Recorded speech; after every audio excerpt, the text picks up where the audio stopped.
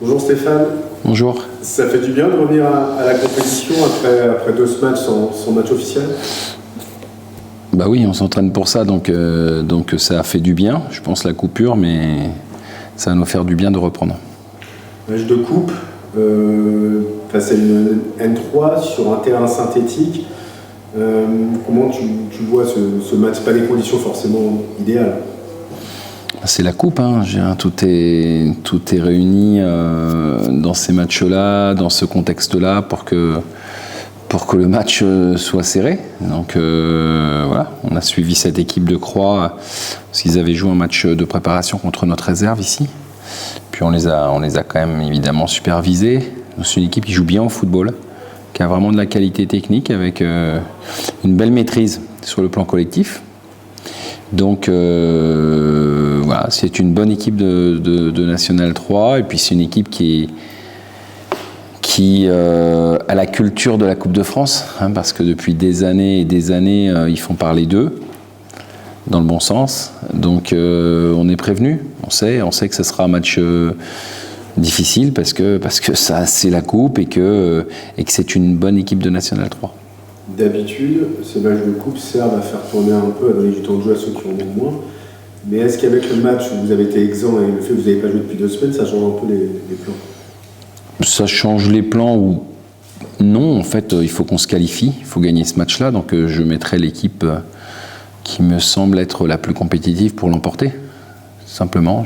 Voilà, après, il y a eu des réajustements sur notamment des temps de jeu pour certains qui en avaient moins ces derniers temps, donc ça c'était important. Mais après, il y a des choix à faire, mais aussi on a beaucoup d'absents. On a quand même beaucoup d'absents. On a Romain Thomas qui va purger son dernier match de suspension, Eladari qui est avec sa sélection, Rento, Takaoka qui est avec sa sélection, Beloumou blessé, Collet blessé, Niakate blessé. Donc on a déjà un certain nombre de joueurs qui pourront pas jouer. Et ensuite, sur ceux qui restent, évidemment qu'il va falloir constituer la meilleure équipe, tout simplement. Donc, d'ordinaire, tu n'as pas forcément dans l'idée fixe de faire tourner parce que c'est la coupe? Non, moi je ne fais pas tourner. Moi, j'ai envie de gagner les matchs. S'il y a des joueurs qui jouent, c'est qu'ils méritent. C'est que moi, je ne suis pas là pour faire plaisir. Hein. Le plaisir, il faut aller chercher. Ça se gagne, et puis ensuite, une fois qu'on a gagné sa place, c'est pas fini. Il faut aussi gagner le match. Donc voilà. Ce qui est important, c'est de donner à tout le monde la possibilité de pouvoir s'exprimer. Quand je parle de ça, je parle sur le plan physique, c'est-à-dire que chaque joueur doit être prêt à réaliser une performance. Puis après, il y a des choix qui sont faits, parce que selon les performances réalisées par les joueurs, selon aussi les complémentarités des uns avec les autres, on trouve une stabilité. Voilà, et ensuite, quand on regarde l'équipe qui a démarré, l'équipe qui a joué contre Villefranche, par exemple, en championnat, elle est totalement différente. Donc c'est lié à la performance des joueurs, puisque moi, je me fie qu'à ça. Il n'y a qu'une chose qui m'intéresse, c'est qu'ils soient performants, et pour qu'on gagne le plus de matchs possible. Est-ce que le fait de faire tourner, ça peut être le cas plus pour les gardiens? Oui, alors je vais vous dire tout de suite, j'ai pris la décision de faire jouer Jean Louchet. Pourquoi? Parce que son dernier match, c'est contre Villefranche. Il n'a pas joué la semaine dernière parce qu'il fallait donner du temps de jeu à Justin. C'était logique. Le voir aussi avec nous, parce qu'on ne l'a pas vu beaucoup. Et que si Jean ne rejoue pas ce week-end, ça lui fera 3 semaines sans jouer. Et je considère que ce n'est pas la meilleure des préparations. Donc il jouera sans que Justin ait démérité, et sans que ce soit une décision qui s'applique à tous les matchs de coupe. C'est un cas hyper particulier. Hein. Donc là encore, moi ce que je veux, c'est que les joueurs qui jouent aient le rythme, qu'ils soient dans le rythme. Et donc encore une fois, c'est pour ça que c'est Jean qui va démarrer. Croix, c'est un club qui me rappelle des souvenirs. J'ai pas joué contre eux, mais je me souviens de performances, j'ai envie de dire assez récurrentes quand même, pour un club de ce niveau-là. Donc eux, ils savent ce que c'est, ils l'ont déjà fait plusieurs fois. ils savent qu'ils peuvent le refaire. Ils ont failli le faire l'année dernière, je le sais.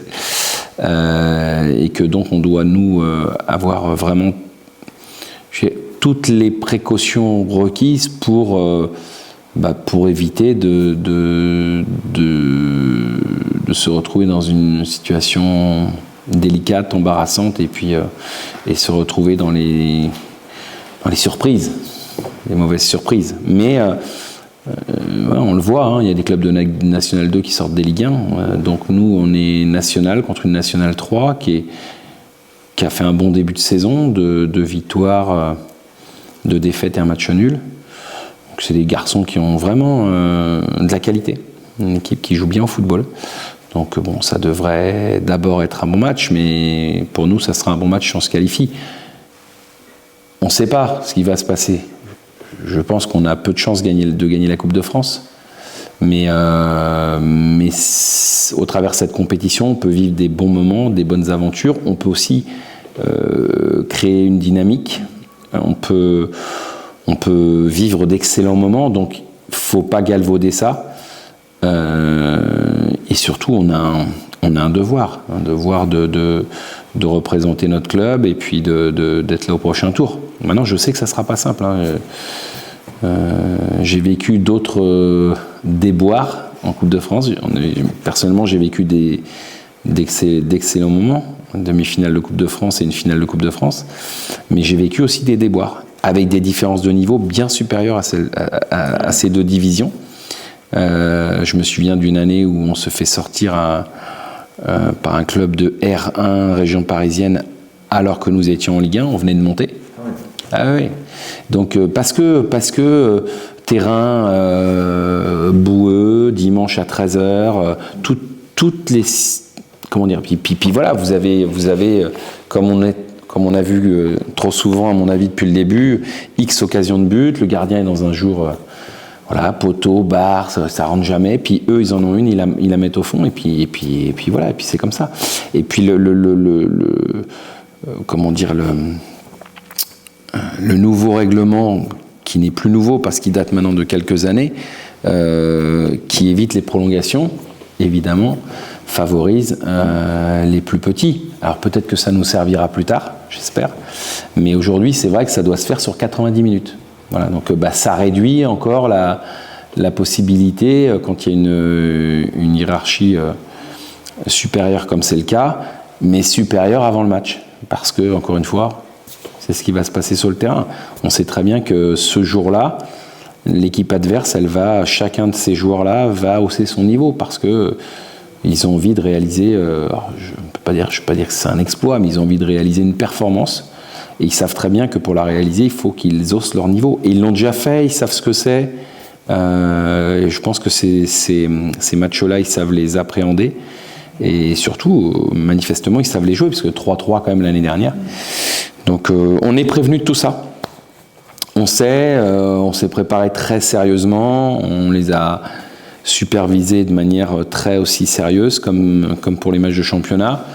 Puis maintenant, c'est le terrain qui va parler.